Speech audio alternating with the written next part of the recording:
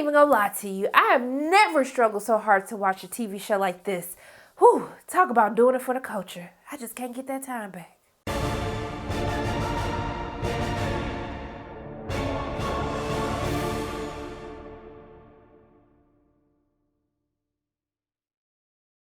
Hey everyone, it's Sharona from Pay Your Weights, and today I'm going to be reviewing the Netflix series #BlackAF. You ain't gonna get me demonetized on YouTube, which is now streaming on the Netflix platform. So this is actually one of the shows to come out of the $100 million deal that Kenya Barris signed with Netflix. Go ahead and secure that bag, Kenya. And so essentially, this is it's like Blackish meets Curb Your Enthusiasm. It's like a mockumentary on Kenya Barris's life, and so he actually plays himself in this show as Kenya Barris as he really navigates through life as his newfound success of being a successful producer and writer, but also too trying to reconcile with being black and rich at the same time. So I'm not gonna lie, I like Blackish. I like Grownish. I like Mixedish. I kind of fell off on Grownish, but I do like Mixedish as well. But I will say I was very excited to see that Kenya signed this deal and to bring his ideas to Netflix, where I felt as though that he would have a little bit more free reign in what he wanted to do. We know in the past couple of years, there are certain topics that Kenya wanted to tackle on Blackish that the network decided like, hey, that's a bit too much. We can't be that black, okay? So I was really excited to see what he would do with this series that was originally supposed to be titled Black Excellence. However, it was changed to #BlackAF. And so here we are, you guys. So for those of you who are new to my channel, I tell you what I liked about the series, what I didn't like about the series, and is it worth your time or not binging this weekend, okay? So going into what I enjoyed about this series. So first and foremost, one of my favorite characters in this series is definitely Rashida Jones, who plays Joya. She plays Kenya Barris's wife in this TV show. And so she's kind of like, she's a lawyer who essentially, she basically quit her job to help raise her kids, even though, according to Kenya, throughout the course of this entire series, he don't think she do anything. And so I really enjoyed her character because I thought that she was the one who actually made me laugh the most while watching this series. And also, too, I want to give her a shout out, who also serves as an executive producer on the series, along with Kenya Barris. And also, too, she was responsible for directing one of the episodes this season as well. So I thought that she was absolutely fun and entertaining.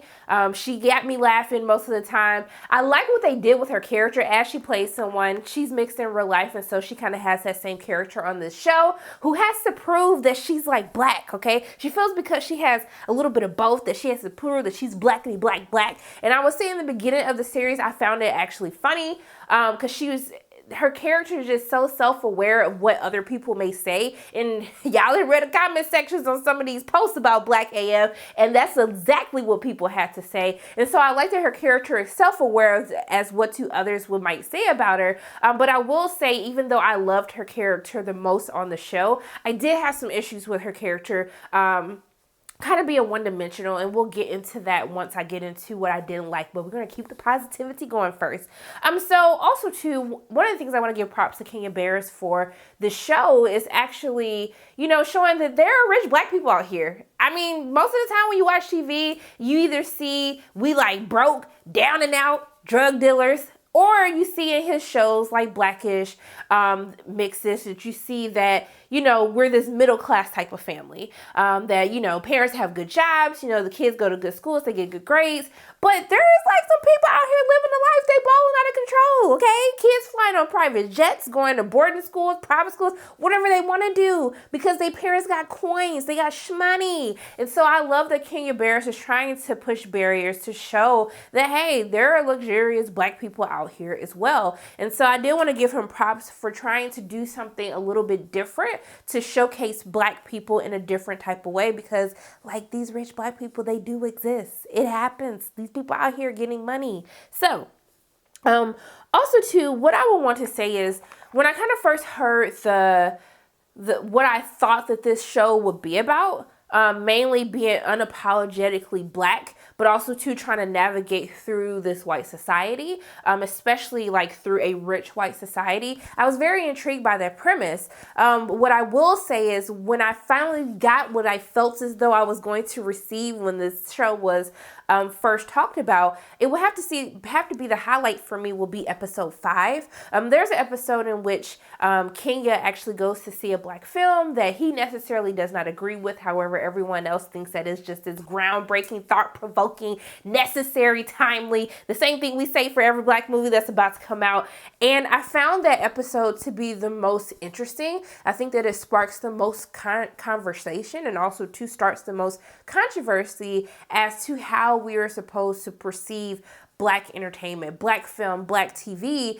And it was that conversation that I was like, yes, like this is what I thought the show was going to be about in every single episode. However, that necessarily wasn't the case. But I will say out of all the episodes, the one that I enjoyed the most was episode 5, because it was relatable in so many different ways, especially through the contrast of what do you do once you made it? How do you integrate your old life to your new life? But also too, how do you still be black, but still hold black people accountable at the same time? And I think that is one of the episodes that really stayed with me, that I wish the entire series could be like that episode. And once you watch it, you'll understand a lot more as to why I am saying that is probably the peak of Black AF. I think that is like, if someone said, hey, I should watch Black AF, I would be like, yes, go watch episode 5. That's the only episode. Go watch that episode and you will be just fine. You'll have a positive perception of the show. Now, from a comedy aspect, since this is kind of a mockumentary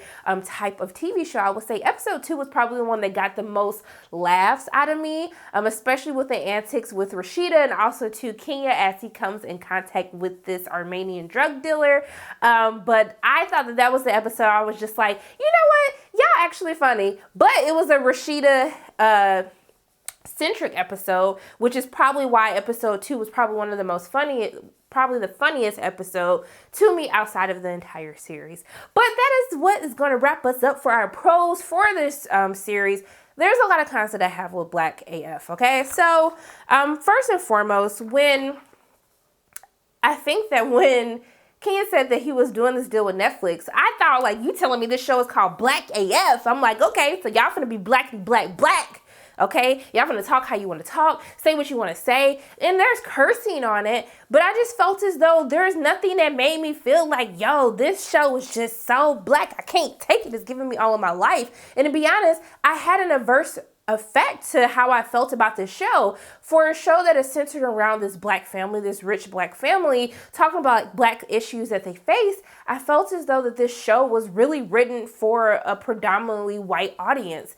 For me as a black person, I wouldn't recommend this show to people to watch. It wasn't anything that made me feel as though that this is unapologetically black, and I keep saying that over and over again because this is how they really marketed this series. And for me, the episodes are reminiscent to what you see in Blackish, to what you see in Mixedish, where they kind of start the episode off relating something back to slavery, which is a funny joke that they do have for the episodes because they all relate to slavery. But it kind of introduces this subject matter that a lot of the times I was like, okay, I'm here for this. Like, let me see how you guys gonna spin this into a little history lesson for us. But it was like they would start it off great and then totally get sidetracked into some other side story that really makes no difference. It has no impact on what the initial theme that they set for the episode, to the point where I was just like, so why did we bring this up in the beginning if y'all weren't going to do anything with it? Most importantly, a lot of the themes that were addressed in the series were stuff that I've already seen on Blackish and Mixedish. So I was just like, I've heard this before. You guys have already told me this before. And for me, I was expecting something new, something different, something fresh with Black AF. And the problem for me is, even though it goes into looking at the rich and luxurious lifestyle of a black family, it really has the same themes of Blackish, Mixedish, and Grownish that was probably better executed on those TV shows instead of this series on Netflix. And so for me, I just really didn't understand Kenya's vision behind this. And also too, with Kenya actually being in this series, I feel like it hindered it. Even though it's a series about him, you can tell that he really wasn't comfortable being in front of the camera, since he is, you know, he's mainly a writer and director. And so for me, it took a while for me to really get adjusted to Kenya actually acting on screen. I think that it would have been better received for me if there was another actor in place of Kenya. I feel as though as we got kind of halfway through the episode that I felt a little bit more connected to him and his character, but also to his family. I could not get in line with the kids. And we have Iman Benson, who plays Drea, who plays his daughter, who she's trying to get into NYU film school. And essentially she's creating this documentary on her family as her admissions essay. And so even though she is in all of the episodes, we hear her narrating the episodes, I don't get to learn anything about his kids outside of just the basic characteristics that each kid has. And it's not until we get into the final episode of the series that I truly feel them as a family unit, that I kind of understand them, that there's actual lessons and interactions that the siblings are having with one another, because there are 6 kids on this show. They had a lot of kids. Lord, you had a lot of kids, Kenya. But it doesn't get into that family mode until the 8th episode. And when I get there, I'm like, oh, yes. Okay, family, I care about you guys now. But then I was like, well, dang, the series is over at this point. What was the purpose? And also, too, there's kind of a storyline that they try to push with Kenya and Rashida's character. And I was just like, this came out of nowhere. Like, did you guys, y'all was like, oh, we don't have enough conflict. Let's just add this random thing in. No one's going to notice. We noticed. None of these episodes flowed into one another. These episodes were kind of like, felt like a weekly sitcom type of episodes. It wasn't set up in the a binge mode on Netflix. None of the episodes, as I kept watching one after another, which literally took me a long time to get through these episodes because I was so uninterested, it just didn't flow well into one another. It was random scenarios that they placed some of these characters into that just made absolutely no sense. Didn't work with the family dynamic. There's something that happens with the little girl that I thought, their daughter Lizzie, that I thought that they were going to take in one direction. And I was like, if you guys take it there, like, you going to save the show right here. And then they go in a totally separate direction that absolutely has nothing to do with anything. And I was just like, this is frustrating. And it's not that I want to say that this series is trash. I think the issue that I have overall with Black AF is that it doesn't meet my expectations. It claims to be this show that is unapologetically Black, that's basically says it's going to offer us this new and fresh perspective. It does with the whole rich family, but it's everything that we've already seen before with Blackish and Mixed, to just add profanity and add a rich family to it. And it's everything that we've seen. Black AF doesn't bring anything new to the table. It doesn't make you connect with it.